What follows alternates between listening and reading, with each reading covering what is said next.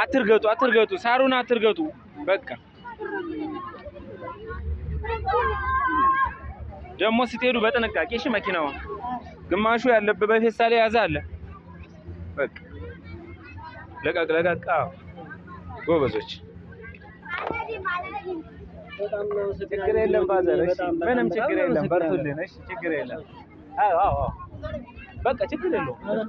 እያነሳው እሺ በርቱልኝ። እሺ በሉ በርቱልኝ። እሺ መልካም። በቃ ችግር የለም። እሺ ምንም ችግር የለም።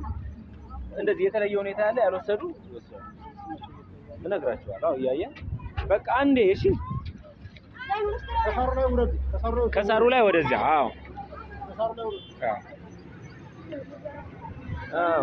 አንዴ።